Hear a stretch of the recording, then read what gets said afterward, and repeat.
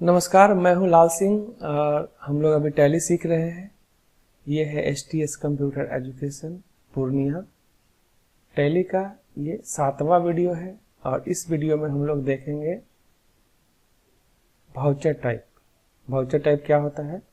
जब हम लोग भाउचर टाइप जान चुके होंगे और इसके पिछले वीडियो में हम लोगों ने ग्रुप देखा था, उसके पहले हम लोगों ने जर्नल एंट्री देखा था।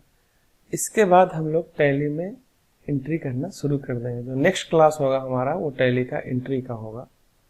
चलिए देखते हैं आज का टॉपिक। आज का टॉपिक है भाउचर टाइप। हम लोग भाउचर टाइप को डिटेल में जानेंगे। भाउचर टाइप क्या होता है ये भी एक बार समझ लेते हैं। टैली में जब हम किसी भी तरह का रिपोर्ट देखते हैं तो वहाँ पे भाउचर टाइप लिखा हुआ रहता है। इससे हमको तुरंत समझ में आ जाता है कि इस वाले एंट्री में पैसा गया है या पैसा आया है, सेल हुआ है, परचेज हुआ है, एडजस्टमेंट हुआ है, ये बैंक का एंट्री है। तो रिपोर्ट देखने में भाउचर टाइप की सहायता से बहुत ही सहूलियत होती है और हम जितना भी एंट्री करते हैं भाउचर टाइप के आधार पे सबको अलग अलग वर्गीकृत कर सकते हैं, अलग अलग रिपोर्ट देख सकते हैं। चलिए शुरू करते हैं। भाउचर टाइप यहाँ पे है, देखिए मूलतः इतना भाउचर यूज होता है जिसमें एक है contra, payment, receipt, journal, sale, credit note, purchase, debit note, memorandum. इसके अलावा कुछ और भाउचर्स भी होते हैं और अगर आवश्यकता होगी तो हम लोग अपना खुद का भाउचर टैली में क्रिएट भी कर सकते हैं। इसी भाउचर के आधार पे हम खुद का नया भाउचर भी क्रिएट कर सकते हैं। तो एक एक करके देखते हैं। कॉन्ट्रा भाउचर क्या है, पेमेंट भाउचर क्या है, सारे भाउचर को एक एक करके देखते हैं। कॉन्ट्रा भाउचर क्या है? कॉन्ट्रा भाउचर में कैश टू बैंक, मतलब कैश अगर बैंक में जा रहा है, बैंक मतलब अपना bank account, bank to cash मतलब बैंक से पैसा आ रहा है, बैंक टू बैंक मतलब अपने ही एक बैंक से किसी दूसरे बैंक में पैसा जा रहा है या दूसरे बैंक से किसी पहले बैंक में पैसा आ रहा है।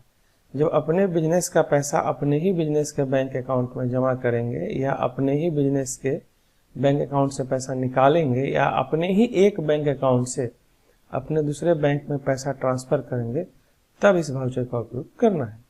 अब नीचे कुछ एग्जांपल्स दिया हुआ है। Cash deposited into bank, bank में हम लोग पैसा जमा कर रहे हैं तो कॉन्ट्रा भाउचर होगा। Cash withdraw from bank, bank से पैसा निकाल रहे हैं तो कॉन्ट्रा भाउचर होगा। Cash transfer from SBI to ICICI तो भी कॉन्ट्रा भाउचर होगा। ठीक है, तो होता यह है कि इस केस में हम लोग कॉन्ट्रा भाउचर यूज करते हैं और यहाँ पे जो हम ट्रांजेक्शन्स दिए हैं उदाहरण के तौर पे, उसका भी यहाँ आंसर लिखा हुआ है, इसको भी आप एक बार देख लेंगे। चलिए अगले देखते हैं। अगला है पेमेंट भाउचर। जब अपने बिजनेस से किसी भी तरह का पेमेंट करेंगे, पेमेंट करने का कारण कुछ भी हो सकता है और पेमेंट किसी भी रूप में कर रहे हो, जैसे कि कैश में कर रहे हो, ड्राफ्ट से कर रहे हो या बैंक ट्रांसफर से कर रहे हो या चेक से कर रहे हो, तब हम लोग इस भाउचर का प्रयोग करते हैं। और जब हम लोग पेमेंट करते हैं तो जो मेरा करेंट एसेट्स होता है उसमें से कुछ घट जाता है। करेंट एसेट्स, क्योंकि कैश क्या है, करेंट एसेट्स का ही पार्ट है, और जब हम किसी को पेमेंट करेंगे तो कैश घटेगा, कैश घटेगा तो करेंट एसेट्स भी घट जाएगा। लेकिन ध्यान यहाँ ये देना है कि अगर हम अपने बैंक में पैसा जमा करेंगे तो करेंट एसेट्स नहीं घटेगा। क्यों? क्योंकि होगा ये कि बैंक में पैसा जमा करेंगे तो कैश से निकलेगा और बैंक में चला जाएगा और दोनों ही करेंट एसेट्स का ही पार्ट है। एक तरफ कैश में घट जरूर रहा है लेकिन दूसरी तरफ उतना ही पैसा बैंक में बढ़ जा रहा है, तो करंट एसेट्स से कोई फर्क नहीं पड़ता है। उसी केस में हम लोग कॉन्ट्रा करते हैं।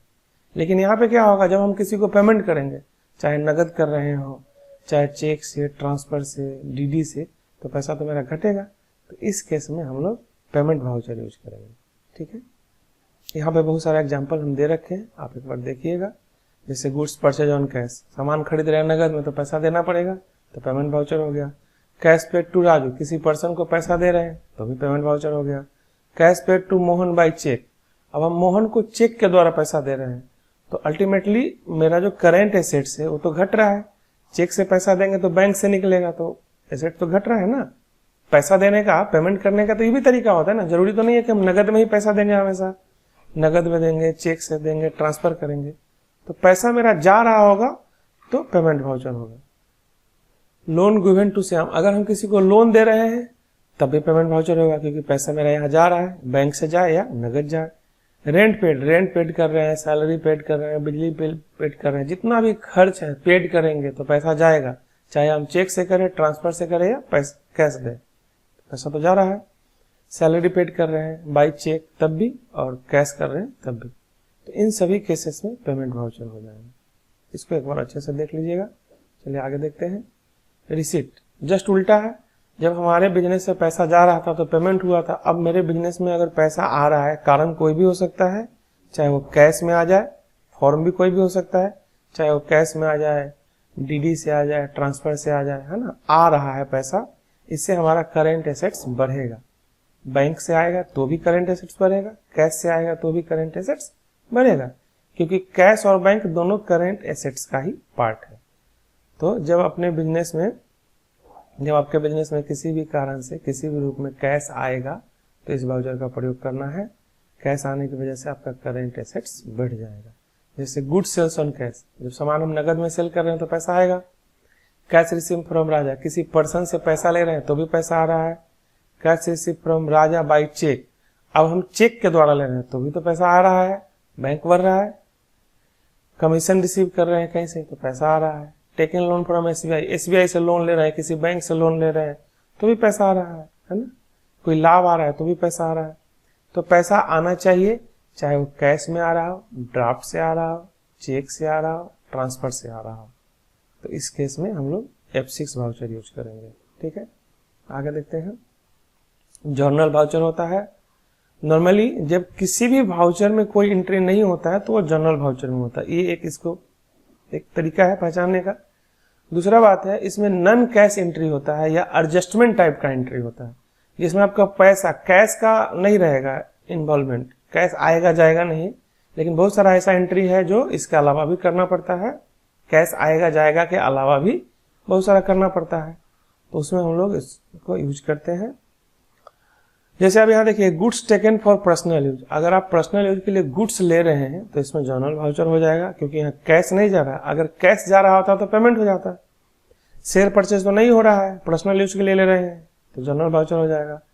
Charge depreciation on furniture, furniture खरीदे थे, 1 साल के बाद उसके मूल्य में कुछ हरास आ गया 10%, है ना, तो उस केस में हमको जर्नल एंट्री करना पड़ेगा, जर्नल वाउचर से एंट्री करना पड़ेगा। Return bad debts of ABC store, ABC store कोई ग्राहक है, उसको हम सामान बेचे थे लेकिन वो पैसा हमको नहीं दे पाया, उसका दुकान बंद हो गया, है ना, बिजनेस खत्म हो गया, तो इस केस में समायोजन एंट्री करना पड़ता है, जिसके लिए F7 यूज करते हैं। Furniture purchase from Shyam on credit, अगर हम श्याम से फर्नीचर खरीद रहे हैं उधार में तो यहाँ भी पैसा नहीं जा रहा है तो यहाँ पे भी F7 होगा। ये परचेज में नहीं होता है, क्योंकि परचेज में जब हम एंट्री करते हैं तो वहां पे परचेज लेजर चाहिए, फिक्स एसेट्स नहीं चाहिए। इसको एंट्री के दौरान और आगे समझेंगे। गुड्स लॉस बाय फायर, आपका गुड्स जल गया है तो यहाँ पे समायोजन एंट्री है तो F7 में होता है। ये सारा एंट्री F7 में होता है। उसके अलावा GST का, TDS का, जो टैक्स वगैरह का है उसका भी एंट्री F7 में होता है। ठीक है, एडजस्टमेंट वाला एंट्री F7 में होता है। चलिए आगे देखते हैं। सेल, अगर हम अभी ध्यान से सुनिए, अगर हम नगद में बेचेंगे तो पैसा आएगा, तब हम रिसीट वाउचर यूज करेंगे। ध्यान से सुनिए, अगर हम नगद में बेचेंगे तो पैसा आएगा तो हम रिसीट वाउचर यूज करेंगे। लेकिन अगर हम किसी को उधार में बेच रहे हैं तब तो पैसा नहीं आ रहा है, तो उस टाइम हमको सेल वाउचर यूज करना है। अगर हम किसी पार्टी को उधार में सामान बेच रहे हैं तब तो पैसा उस समय नहीं आ रहा है, तो उस समय हम इसका एंट्री सेल वाउचर में करेंगे। उदाहरण देखिए, goods sales to Kunal, Kunal को उधार बेच रहे हैं। जब किसी पार्टी का नाम रहता है तो उधार ही होता है।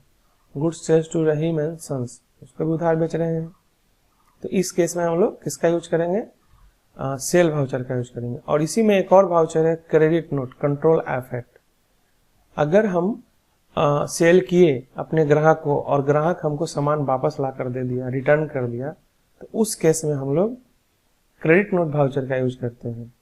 जब हम सेल करते हैं और ग्राहक हमको सामान वापस ला कर दे देता है, तो उस केस में कौन सा वाउचर यूज करते हैं, क्रेडिट नोट वाउचर यूज करते हैं। जैसे यहाँ देखिए sales return by Kunal, goods return by Rahim and sons. देखिए कई तरीके से लिखा जाता है, यहाँ लिखा हुआ है सेल्स रिटर्न है, यहाँ लिखा हुआ है गुड्स रिटर्न। बहुत सारे तरीके से लिखा जाता है, हम अलग अलग तरीके से इसलिए लिख देते हैं कि आपको ये भी पता चल जाए कि इसे भी लिखा जाता है और ऐसे भी लिखा जाता है। आगे देखिए परचेज, ठीक जैसे उधार सेल करने के लिए सेल वाउचर यूज करते हैं, उसी तरह से उधार खरीदने के लिए परचेज वाउचर यूज करते हैं।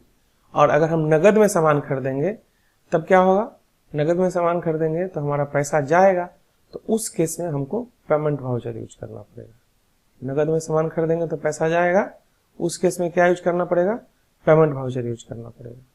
ठीक है, समझ गए बात। उधार खरीदने के लिए परचेज वाउचर और नगद खरीदने के लिए पेमेंट वाउचर। अब यहाँ पे एक चीज देखिए, इसी में एक और चीज है डेबिट नोट। जैसे हम किसी से सामान खरीद कर लाएं और हम वापस कर दिए, तो वापस कर दिए तो उसका एंट्री जो होता है वो डेबिट नोट में होता है। एक बार अच्छे से समझिए, अगर हम किसी को सेल करते हैं, मेरा ग्राहक मुझे सामान वापस रिटर्न कर देता है, सेल रिटर्न कर देता है, उसके लिए क्रेडिट नोट होता है। और अगर हम किसी से परचेज किए और हम अपने सप्लायर को परचेज किया हुआ सामान वापस कर देते हैं, तो उसके लिए डेबिट नोट होता है। इसका मतलब सेल रिटर्न के लिए क्रेडिट नोट और परचेज रिटर्न के लिए डेबिट नोट। ठीक है, याद रहेगा, सेल्स रिटर्न के लिए क्रेडिट नोट और परचेज रिटर्न के लिए डेबिट नोट। यहाँ पे एक छोटा सा ट्रिक बताते हैं इसको याद रखने का। सेल में स का उच्चारण है और क्रेडिट नोट में भी सी से शुरू होता है, तो इसमें भी सी का उच्चारण है। सी थोड़ा सा स से सिमिलर है, मिलता जुलता है, तो सेल को सी से मिला दीजिए, मतलब सेल रिटर्न क्रेडिट नोट। याद रखने के लिए सेल में भी स है और क्रेडिट नोट में भी कहीं ना कहीं स ही है, सी है तो स है, तो दोनों को मिला दीजिए याद रखने के लिए। इसका मतलब सेल जो होगा वो क्या हो गया, क्रेडिट नोट हो गया। दोनों का प्रोनाउंसिएशन लगभग सेम है, और जो बचा परचेज तो उसका हो गया डेबिट नोट। ये ट्रिक्स है याद रखने के लिए, हम नॉर्मल क्लास में भी ये ट्रिक्स जरूर यूज करते हैं। तो ये हो गया आपका परचेज और डेबिट नोट। अब आगे बढ़ते हैं। एक होता है मेमोरेंडम वाउचर। जैसे आप किसी को कुछ पैसा दे दिए या कोई चीज दे दिए जो कि आपके मेन अकाउंट को प्रभावित नहीं करना चाहिए, बस ऐसे दे दिए हैं, मान लीजिए आज दिए कल लाकर दे देगा, और उसका हमको लेखा नहीं रखना है। लेकिन अगर हम भूल जाएंगे, इस बात का डर है, तो हम लोग इसको मेमोरेंडम वाउचर में रख सकते हैं। मेमोरेंडम वाउचर आपके बैलेंस शीट को, रिपोर्ट को प्रभावित नहीं करता है। मेमोरेंडम वाउचर में हम एंट्री कर सकते हैं सिंपली, जैसे इसमें एंट्री करते हैं उस तरह से मेमोरेंडम वाउचर में भी एंट्री कर सकते हैं। वो जस्ट याद रखने के लिए है। फिर अगर आपको वो वापस कर देता है तो आप उसको डिलीट कर दीजिए। इसके अलावा जैसे कि हम गोडाउन यूज करेंगे आगे, तो हम किसी एक गोडाउन में माल रखेंगे, परचेज करेंगे, उसको एक गोडाउन में रखेंगे, किसी वजह से उस गोडाउन से माल को ट्रांसफर करके दूसरे गोडाउन में ले जाना होगा, तो उसके लिए एक स्टॉक जनरल वाउचर होता है। वो जब हम लोग इन्वेंट्री सीखेंगे, नेक्स्ट जो आएगा सेशन, इन्वेंट्री का नेक्स्ट चैप्टर आएगा, उसमें ये चीज करेंगे।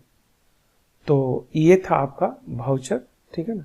वाउचर टाइप के बारे में हम अभी बात कर रहे थे।